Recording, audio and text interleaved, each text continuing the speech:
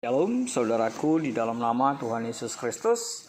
Bertemu lagi dengan saya Pendeta Novel Saragi. Firman Tuhan yang menyapa kita pada saat ini tertulis dalam Lukas pasal yang keempat, ayatnya yang ke-14 sampai ayatnya yang ke-21, dengan tema Yesus adalah kepenuhan Allah. Namun sebaiknya kita bersatu dulu di dalam doa. Kita berdoa. Bapa di dalam sorga, terima kasih Tuhan Yesus buat anugerah-Mu, kasih setia-Mu yang selalu melimpah dan melingkupi setiap kami. Tuhan, satu kerinduan kami mau dengar-dengaran akan firman-Mu, disapa oleh kebenaran-Mu. Maka berfirmanlah Engkau Tuhan, sebab kami siap untuk menerimanya. Amin.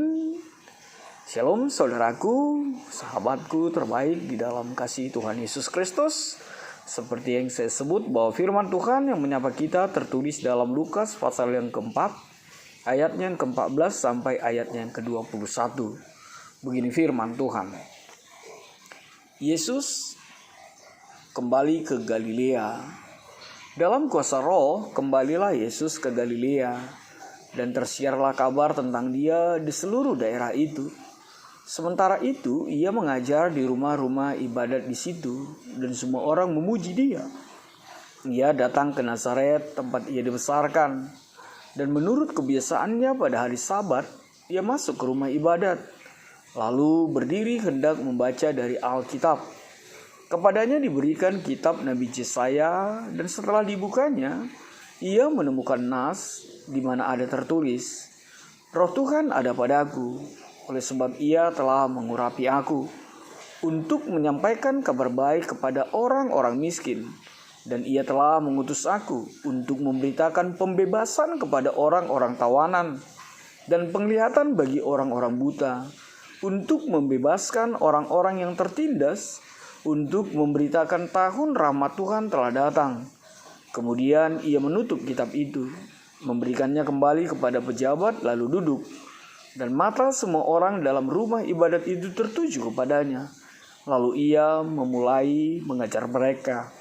Katanya, "Pada hari ini genaplah nas ini sewaktu kamu mendengarnya." Demikian firman Tuhan. Saudara-saudara yang berkati dalam nama Tuhan Yesus Kristus, firman Tuhan ini dekat sekali dengan kita ya. Karena sama seperti apa yang ditulis di dalam ayat yang ke-14 itu, kembalilah Yesus ke Galilea. Lalu dia datang ke Nazaret di ayat yang ke-16, tempat dia dibesarkan. Kenapa aku bilang dekat? Ya karena tidak lain, ini masih di awal tahun yang baru ini. Ya pasti ada beberapa lah kita yang mendengarkan kebenaran firman Tuhan ini, yang baru pulang kampung, pulang ke tempat daerah tempat dia dibesarkan. Lalu pertanyaan sederhana, untuk apa pulang kampung? Ayo jujur. Adakah yang pulang kampung untuk mengusir kekuatan kegelapan? Pulang kampung ke tempat dia dibesarkan untuk pergi ke kuburan minta kekuatan? Atau ada yang pulang kampung untuk menunjukkan bahwa dia sudah menjadi orang hebat, orang berhasil di perantauan? Entah apapun itu, kitalah yang bisa berefleksi dengan itu semua ya. Sebab satu hal yang pasti, firman Tuhan, Yesus kita itu dinyatakan pergi ke Nazaret tempat dia dibesarkan, dan menurut kebiasaannya pada hari Sabat ia masuk ke rumah ibadat. Luar biasa sekali. Dia pulang kampung, dia pulang ke tempat dia dibesarkan, dan pada hari Sabat kebiasaannya adalah masuk rumah ibadat. Itu yang menjadi kekuatan salah satu di dalam kebenaran firman Tuhan ini. Bicara tentang apa yang menjadi kebiasaan kita. Bukankah itu penting sekali dalam kehidupan kita? Sebab apa yang kita biasakan di dalam kehidupan kita itu akan menjadi natur kita, itu akan menjadi habit kita, dan itu menentukan siapa kita di dalam kehidupan ini. Makanya saudaraku, ini menjadi refleksi bagi setiap kita. Sudahkah beribadah itu menjadi kebiasaan kita, seperti yang dilakukan oleh Tuhan Yesus.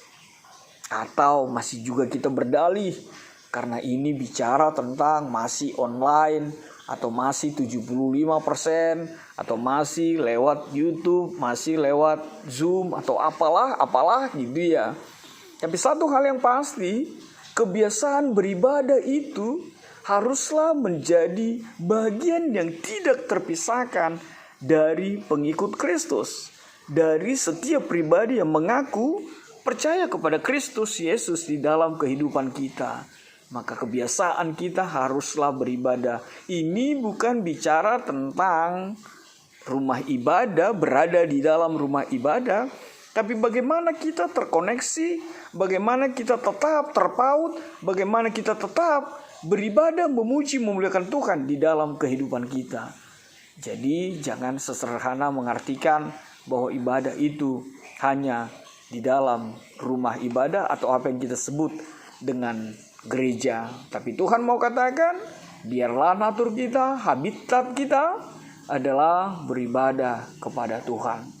Jadi ini ternyata diawali perjalanan pelayanan Tuhan Yesus ini setelah dia dicobai oleh iblis, dan iblis ditaklukkannya, dan itu menjadi sebuah kekuatan yang luar biasa. Sebab benarlah bahwa apa yang telah difirmankan, Yesus diuji, dicobai oleh sang iblis, dan ternyata tawaran iblis di ayat sebelumnya mental, tidak berarti dan tidak mampu menggoda Yesus itu. Dan setelah mengalami situasi itu, Yesus datang ke Nazaret, tempat dia dibesarkan, seperti apa yang saya sebut tadi. Lalu hal yang luar biasa yang berikut dinyatakan oleh kebenaran firman Tuhan ini tidak lain adalah kepadanya diberikan kitab Nabi Yesaya. Ini hal yang menarik yang bisa kita lihat di dalam perikop kita, bahwa ternyata memang pada saat itu sering sekali di dalam sinagoge, dalam rumah ibadat orang Yahudi, itu biasanya ada 7 pembaca pada setiap hari Sabat. 7 pembaca itu, yang pertama adalah seorang imam, yang kedua seorang Lewi, dan 5 orang yang lain adalah orang Israel yang merupakan bagian dari rumah ibadat setempat, atau rumah ibadat atau sinagoge yang ada pada saat itu. Dan ini menjadi kekuatan yang mau disampaikan dalam kebenaran firman Tuhan ini. Sebab apa? Sebab memang tidak faktor kebetulan Tuhan Yesus diberikan kitab Yesaya untuk dibacakan. Lalu di dalam kitab Nabi Yesaya itu kita melihat bahwa telah dinubuatkan bahwa tugas Mesias yang datang itu, yang menuju kepada Yesus itu, adalah mewartakan kabar baik. Kabar baik yang bersumber dari Allah untuk setiap manusia. Melalui kabar baik itu manusia terbebas dari belenggu dosa. Kabar baik itu seperti apa yang kita baca, terdiri dalam 4 hal besar yang sangat-sangat mendasar. Apa itu yang dikatakan di dalam ayat yang ke-18 itu? Kabar baik itu membebaskan dari kemiskinan, dari keterpenjaraan, dari kebutaan, dari ketertindasan.